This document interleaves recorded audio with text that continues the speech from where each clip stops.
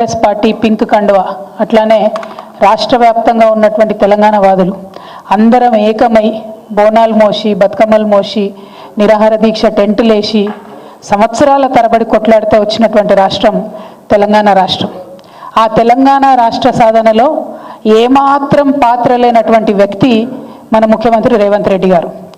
ఏమాత్రం పాత్ర లేకపోవడం పక్కన పెడితే ఉద్యమకారులపైనే గన్ను పెట్టుకొని ఎదురు తిరిగినటువంటి వ్యక్తి రేవంత్ రెడ్డి గారు. తెలంగాణ వాదులకు, తెలంగాణ బిడ్డలకు తెలంగాణ రాష్ట్రం పట్ల ఉన్నటువంటి ప్రేమ కానీ, గౌరవం కానీ, ఈ రాష్ట్రం ఎదగాలనేటటువంటి ఆకాంక్ష కానీ, మన దురదృష్టం ఏంటంటే మన రాష్ట్రానికి ప్రస్తుతం ముఖ్యమంత్రిగా ఉన్నటువంటి రేవంత్ రెడ్డి గారికి ఏది కూడా లేదు. ఎందుకోసమని ఈ మాట మాట్లాడుతూ ఉన్నామంటే చాలా బాధతోని ఇవాళ ఈ ప్రెస్ మీట్ పెడతా ఉన్నాం. ఎందుకోసం? ఢిల్లీలో అయినా, అమెరికాలో అయినా, దుబాయ్లో అయినా, గల్లీలో అయినా, ఎక్కడైనా మా తెలంగాణ ఉన్నతంగా ఉంది, మా తెలంగాణ గొప్పగా ఉంది, మా తెలంగాణకు మీరు రండి అని ఆహ్వానించుకుంటూ 10 ఏళ్ళు కేసీఆర్ గారు కష్టపడితే ఈ తెలంగాణ రాష్ట్రం అనేటటువంటిది భారతదేశంలో నంబర్ 1గా ఉజ్వలంగా సాగింది.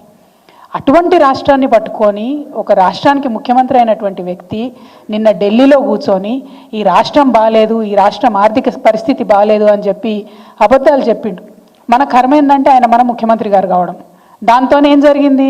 మొత్తం ఇవాళ దేశంలో ఉన్నటువంటి అన్ని పత్రికలు కూడా Telangana state is in a financial crisis చెప్పిండు ముఖ్యమంత్రి గారు అని చెప్పి తాటాకంత అక్షరాలతోని దేశవ్యాప్తంగా తెలంగాణ రాష్ట్రం యొక్క పరువు పోయినటువంటి పరిస్థితి. ఎంత బాధ అవుతుంది? ఒక తల్లి ఒక బిడ్డని కంటే ఎంత ప్రసవ వేదన పడుతుందో తెలంగాణ సమాజం అంత ప్రసవ వేదన పడితే వందలాది మంది బిడ్డలు చచ్చిపోతే వచ్చినటువంటి రాష్ట్రం తెలంగాణ రాష్ట్రం. ఆ రాష్ట్ర సాధనలో పాత్ర లేదు కాబట్టే మన ముఖ్యమంత్రి గారికి ఈ ఇసుమంతా కూడా నొప్పి కానీ, బాధ కానీ, తెలంగాణ రాష్ట్రం పట్ల గౌరవం కానీ లేదు. ఎందుకు ఈ మాట చెప్తా ఉన్నా అంటే నేను చాలా మంచిగా చక్కటి నిర్దిష్టమైనటువంటి ఆధారం లేకుండా ఎన్నడూ కూడా మాట్లాడిన విషయం తెలంగాణ రాష్ట్ర ప్రజానికానికి అంతటి కూడా తెలుసు. ఇవాళ కూడా నేను నిర్దిష్టమైనటువంటి ఆధారాలతోనే మాట్లాడుతూ ఉన్నా. ముఖ్యమంత్రి గారు నిన్న ఢిల్లీలో మాట్లాడుకుంటా ఏం చెప్పినరు? మా రాష్ట్రానికి సంబంధించి నేను ప్రతి నెల కనీసం 500 కోట్ల రూపాయలు కూడా ప్రగతిశీల పనులపైన, నిర్మాణాత్మక పనులపైన అంటే క్యాపిటల్ ఎక్స్పెండిచర్ నేను చేయలేకపోతా ఉన్నా అని చెప్పి బాధను వ్యక్తం చేశాడు. ఇంకొక మాట ఏమన్నాడు? నేను 5,500 కోట్ల కన్నా ఎక్కువ నాకు వస్తలేదు, నాకు వెసులుబాటు లేదు రాష్ట్రానికి అని చెప్పడం జరిగింది. ఇవాళ రాష్ట్రానికి వస్తున్నటువంటి ఆదాయం నేను చెప్తున్న లెక్కలు కాదు, ఆర్బీఐ చెప్తున్న లెక్కల ప్రకారం 18,800 కోట్ల పైచిలకు ఆదాయం ఈ రాష్ట్రానికి వస్తుంది. అందులో అయ్యే ఖర్చు ఎంత అంటే జీతాలకు, అప్పులకు, ట్యాక్సులకు, వాటికి ఖచ్చితంగా ఇవ్వాల్సినటువంటి ఖర్చు 6,000 కోట్లు. అంటే 18,800 కోట్లలో మీరు 6,500 కోట్లు తీసేస్తే మీకు నికరంగా 12,000 కోట్ల పైచిలకు ప్రతి నెల రాష్ట్రం దగ్గర ఆదాయం ఉంటుంది. ఈ రేవంత్ రెడ్డి గారు వచ్చినప్పటి నుంచి ఇప్పటి వరకు కూడా గత సంవత్సరం ఆర్బీఐ ఇచ్చిన రిపోర్ట్లో కూడా ప్రతి నెల దాదాపుగా 3,000 యావరేజ్ తీసుకుంటే 3,000 కోట్ల పైచీలకు ఆయన క్యాపిటల్ ఎక్స్పెండిచర్ చేస్తున్నారు.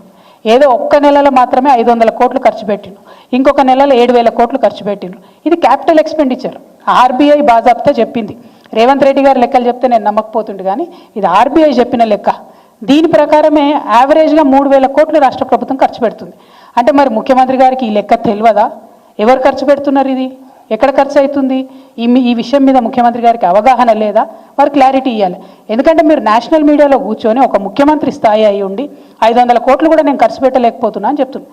ఎందుకు ఈ మాట చెప్పిండు ముఖ్యమంత్రి గారు అంటే ఆ వ్యక్తి, ఆ విలేకరు అడిగిండు, ఏమయ్యా మీరు మహిళలకు డబ్బులు ఇస్తామంటారు, రైతులకు ఇస్తామంటారు, ఉద్యోగాలు ఇస్తామంటారు, ఇవన్నీ చెప్పొచ్చిండ్రు, ఇన్ని సంక్షేమ పథకాలు చేపడతామని చెప్పొచ్చిరు కదా, మరి మీరు ఎందుకు ఇస్తలేరు మహిళలకు 2,500 అని అడిగితే అది తప్పించుకోవడానికి అప్పటికప్పుడు బయటపడడానికి ఏం చెప్తాడంటే 500 కోట్ల కన్నా ఎక్కువ ఖర్చు పెట్టడం నా దగ్గర డబ్బులు లేవు, మా రాష్ట్రం బాగలేదు, మా రాష్ట్రం ఫైనాన్షియల్ సిచ్యువేషన్ బాగాలేదని చెప్పారు. ఇంతకన్నా దౌర్భాగ్యం ఉంటుందా? నీకు నికరంగా ఆదాయం 12,000 కోట్లు వస్తున్నాయి, 18,800 కోట్లలో 6,000 ఖర్చు పెట్టంగా 12,000 కోట్లు మిగులుతున్నాయి, 3,000 కోట్లు ఆల్రెడీ మీరు స్పెండ్ చేస్తున్నారని ఆర్బీఐ లెక్కలు చెప్తుంది. ఇంత దౌర్భాగ్యం ఏందని చెప్పి నేను ముఖ్యమంత్రి గారిని నేను ప్రశ్నిస్తూ ఉన్నా.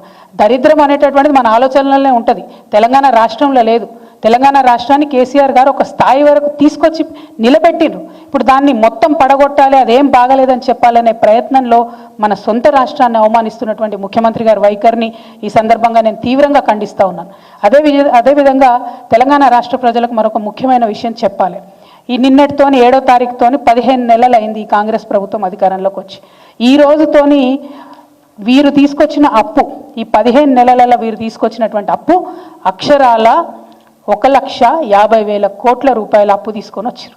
15 నెలలలో 1,50,000 కోట్ల అప్పు అంటే ఆ అప్పు మామూలుగా తీసుకురాలే. 2024 నవంబర్ 30 నుంచి మొదలు పెడితే ఇప్పటి వరకు ఈ రోజు వరకు తీసుకున్నటువంటి అప్పు మొత్తం 1,52,918 కోట్ల రూపాయలు కరెక్ట్గా చెప్పాలంటే. అంటే నెలకు దాదాపుగా 10,000 కోట్ల రూపాయలు అప్పు తీసుకొస్తున్నారు మీరు. మరి 10,000 కోట్ల రూపాయలు ఏడిపోయినట్టు? మీరు కనీసం మహిళలకు 2,500 ఇస్తలేరు. రుణమాఫీ ఇంతవరకు సంపూర్ణంగా కాలేదు. రైతు బంధు సంపూర్ణంగా కాలేదు. రైతు బీమాకి ఇంకా బాకీ పడి ఉన్నారు. బోనస్ ఇస్తామన్నారు, బోనస్ ఇవ్వలేదు, అది కాస్త బోగస్ అయిందని అందరూ కూడా మాట్లాడుకుంటున్నారు. ఇట్లా ఒక్కొక్కటి లెక్క పెట్టుకుంటా పోతే నిన్నగాక మొన్న మీరు చేనేత మిత్రుల దగ్గరికి పోయినరు, వాళ్ళకి ఇవ్వాల్సిన బీమా డబ్బులు కూడా మీరు కడతలేరు. మొన్న మహిళల దగ్గరికి పోయినరు, మహిళలకు ఇస్తా అని చెప్పినటువంటి ఏ విషయం కూడా మీరు ఇస్తలేరు. మరి ఈ డబ్బులన్నీ ఏడిగిపోతున్నట్టు? కేసీఆర్ గారు అప్పు తీసుకొచ్చిరు అని బద్నాం చేసిరు. ఇవాళ మేము కేసీఆర్ గారు తీసుకొచ్చినటువంటి అప్పుకు మీకు న్యాయ పైసతో సహా లెక్క చెప్తాం. మరి మీరు కూడా మీరు ఈ 1,50,000 కోట్లు తీసుకొచ్చిరు, దానికి లెక్క చెప్పాలని చెప్పి నేను డిమాండ్ చేస్తూ ఉన్నా. కేసీఆర్ గారు మొత్తం 10 ఏళ్లలో తీసుకొచ్చిన అప్పు ఎంత అంటే, ఇది కూడా ఆర్బీఐ రికార్డే, నేను చెప్పే కవిత్వం కాదు. అప్పు ఎంత అంటే 3,89,000 కోట్లు. దాంతోపాటు మనం గ్యారంటీలు ఇస్తాం కార్పొరేషన్లకు ప్రభుత్వంగా, అది మరొక 38 కోట్లు, అంటే 38,000 కోట్లు. మొత్తం కలిపి 4,30,000 కోట్ల రూపాయలు కేసీఆర్ గారు అప్పు తీసుకొస్తే ఒక్క కాళేశ్వరంకే 90,000 కోట్లు మేము ఖర్చు పెట్టినాం. అది కాకుండా ఇతర మొత్తం ప్రాజెక్టులకు, పెండింగ్ ప్రాజెక్టులకు, రిజర్వాయర్లకు, చెరువులకు, మైనర్ ఇరిగేషన్, మేజర్ ఇరిగేషన్ అన్ని కలుపుకుంటే 1,37,000 కోట్లు వాటి కోసం పెట్టడం జరిగింది. మిషన్ భగీరథ మీద 37,000 కోట్లు పెట్టడం జరిగింది. మొత్తంగా అగ్రికల్చర్ అంతా కూడా, వ్యవసాయం అంతా కూడా చూసుకుంటే 30,000 కోట్లు రుణమాఫీ చేసినాం. అట్లానే ఫ్రీ కరెంట్ రైతులకు ఇవ్వడానికి 36,000 కోట్ల రూపాయలు ఖర్చు పెట్టినాం. రైతు బంధుకు 73,000 కోట్లు ఖర్చు పెట్టినాం. రైతు బీమాకి 6,892 కోట్లు ఖర్చు పెట్టినాం. అదే కాకుండా మనం మొత్తం కరెంటు వ్యవస్థ అంతా రాష్ట్రంలో మంచి చేయాలంటే, పరిశ్రమలకు కరెంట్ ఇవ్వాలి, ఆఫీసులకు కరెంట్ ఇవ్వాలి, రైతులకు కరెంట్ ఇవ్వాలంటే కరెంటు వ్యవస్థను మొత్తం గాడిన పెట్టడానికి పెట్టిన ఖర్చు 1,38,000 కోట్లు. అదేవిధంగా ఆరోగ్యం మీద పెట్టినటువంటి ఖర్చు 61,000 కోట్లు. సంక్షేమం మీద కేసీఆర్ గారు పెట్టినటువంటి ఖర్చు 10 ఏళ్లలో 2,83,000 కోట్లు. అంతేకాకుండా ప్రతి గింజ, చివరికంట ప్రతి గింజ ధాన్యం కొంటే కేసీఆర్ గారు రైతులకు అకౌంట్లకు డైరెక్ట్ వేసినటువంటి డబ్బులు 1,34,000 కోట్లు. అంటే మేము తీసుకొచ్చిన అప్పు 4,30,000 కోట్లు అయితే మేము సృష్టించినటువంటి సంపద 50 లక్షల కోట్ల పైచిలుకుంది. ఇప్పుడు నేను చెప్పినటువంటి లెక్క దాదాపు 7-8 లక్షల కోట్లు డైరెక్ట్ చెప్పే లెక్క. ఇండైరెక్ట్గా వచ్చింది సాధించినటువంటి ప్రగతి, ఇంకా అనేకమైనటువంటి ఇండికేటర్స్, అనేకమైన రిపోర్ట్స్ ఉన్నాయి. వాటన్నిటి ప్రకారం కేసీఆర్ గారు తీసుకొచ్చిన అప్పు 4,30,000 కోట్లు అయితే సృష్టించినటువంటి సంపద 50 లక్షల కోట్లు. అంతేకాకుండా ఇవాళ ఒక మాట ఉంటుంది, జనరల్గా ఏదైనా వ్యవస్థ, ఇల్లు, ప్రభుత్వం, రాష్ట్రం, దేశం ఏది నడిపినా కూడా మనం తీసుకొచ్చినటువంటి అప్పు ఎంత ఉంది, దాని నుంచి మనం సృష్టించినటువంటి సంపద ఎంత ఉందని పారామీటర్ ఉంటుంది. అంటే మనం తీసుకొచ్చినటువంటి అప్పుతోని మనం ప్రాపర్గా ఇన్కమ్ జనరేట్ చేసుకుంటూ అప్పు కట్టుకుంటూ పోతే మనకు తగ్గుతూ ఉంటుంది. ఏంటిదంటే దాన్ని ఒక మాట సాంకేతికంగా ఉంటుంది, కానీ ఇది ఖచ్చితంగా తెలవాలి విద్యార్థులకు, మేధావులకు అని చెప్తా ఉన్నా. ఇంట్రెస్ట్ పేమెంట్ పర్సెంటేజ్ ఏదైతే మన రాష్ట్రంలో వచ్చే ఆదాయంతో ఇంట్రెస్ట్ పేమెంట్ పర్సెంటేజ్ ఏదైతే ఉంటుందో అది రాష్ట్రం వచ్చేటప్పటికి, తెలంగాణ రాష్ట్రం వచ్చేటప్పటికి 21.64 అంటే 21.64% ఉంటే, మా ప్రభుత్వం అయిపోయినాటికి 2023లో మేము అధికారంలోంచి వెళ్ళిపోయే సమయానికి 17.19% తగ్గించుకోగలిగినాం.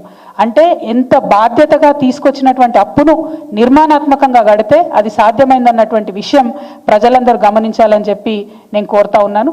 మరి ఇవాళ ముఖ్యమంత్రి గారి గురించి ఆలోచిస్తుంటే నిజంగా చాలా దయనీయంగా ఉంది.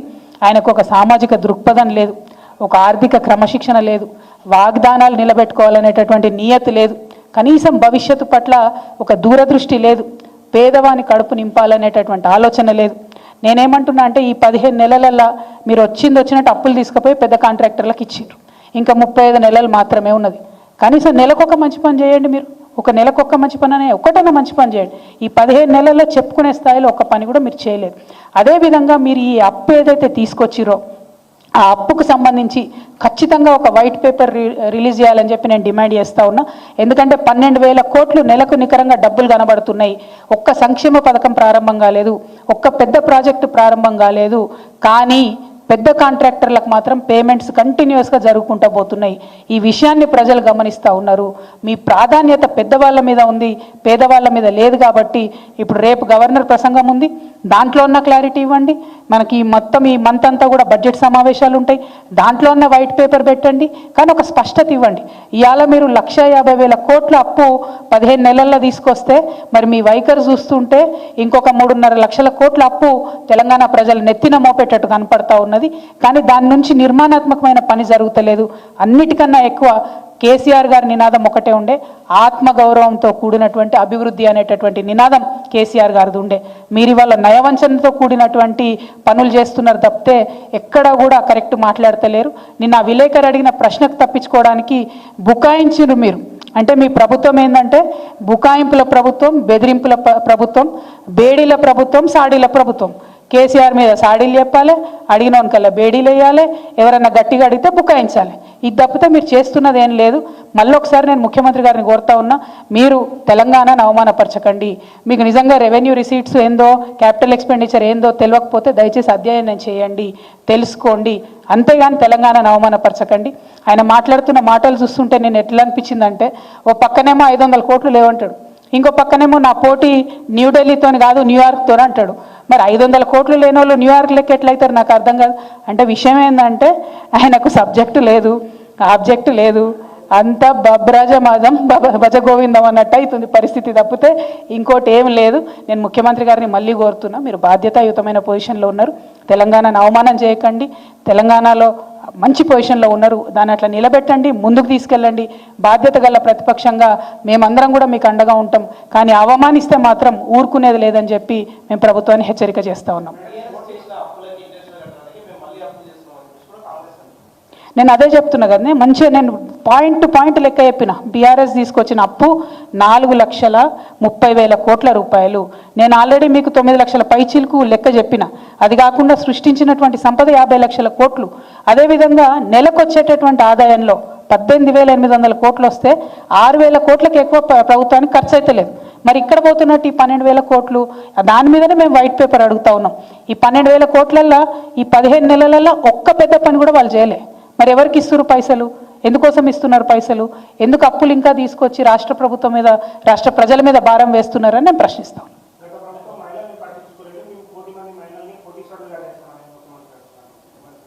కోటి మంది మహిళల్ని కోటీశ్వరులు చేయాలంటే ఒక సాలిడ్ పథకం ఏదైనా ఉండాలి కదా. నిన్న మహిళా దినోత్సవం నాడు ముఖ్యమంత్రి గారు మాట్లాడినరు, ఏమన్నారు, స్కూల్ డ్రెస్సులు ఇచ్చేటటువంటి పథకం ఇస్తామన్నారు. అది మేము ఇస్తున్నదే, ఇదివరకు ఇచ్చిందే. మేము 50 రూపాయలు ఇస్తుంటిమి, ఆయన దాన్ని 75 రూపాయలు చేస్తా అన్నారు. కానీ మేము 50 రూపాయలు 2 సార్లు ఇచ్చేది, ఆయన 75 రూపాయలు ఒకటేసారి ఇస్తా అన్నాడు. అంటే కోషిని తప్పితే పెంచింది ఏం లేదు. ఏ పథకం తీసుకున్నా కేసీఆర్ గారి పథకంలో కోతలు పెట్టడం తప్పితే ఆయన చేస్తున్నటువంటిది ఏమీ లేదు. కొత్త పథకం లేదు. అప్పులు చేస్తున్నారు, తప్పులు చేస్తున్నారు తప్పితే ఏ ఒక్క విషయంలో కూడా ఏదో గొప్పగా పనిచేస్తున్నారు అనేటటువంటి ఆలోచన కనపడతలేదు. పెట్రోల్ బంక్ పెట్టించినామన్నారు బ్రదర్ మహిళలకు. ఏంది మొత్తం జిల్లా సమాఖ్యలో అంటే వేలాది మంది మహిళలకు కలిసి దాని లాభం పంచుతారంట. అంటే జుట్టుకు రూపాయి కూడా రాదబ్బా నేను చెప్పేది. అటువంటి పరిస్థితుల్లో ఎట్లా కోటీశ్వర్లు అవుతారు మహిళలు? సాలిడ్ స్టెప్స్ ఉండాలి కదా, అవి లేవని అంటున్నాం.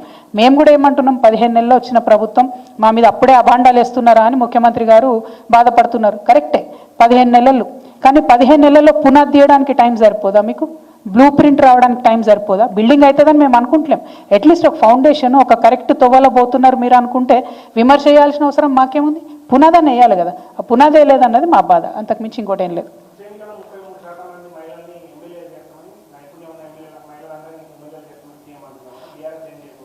ఆయన చేసేది ఏం లేదబ్బా, ఆయన పాత్ర లేదు. మహిళా దినోత్సవం నాడు మహిళల కోసం అని చెప్పి ఏదో మాట్లాడాలి కాబట్టి మాట్లాడారు. ఆ మహిళా బిల్లు కోసం ఇగో ఈ అక్క, నేను, మేమందరం పోయి ఢిల్లీలో ధర్నా చేస్తే ఆనాడు ఒత్తిడి పెంచితే సోనియా గాంధీ గారి మీద కేసీఆర్ గారు ఉత్తరం రాస్తే ఆ తర్వాత ఎన్డీఏ వాళ్ళు ప్రెషర్లోకి వచ్చి మహిళా బిల్లు చేసిర్రు, అది కూడా పోస్ట్ డేటెడ్ చెక్ లెక్క వేసిర్రు.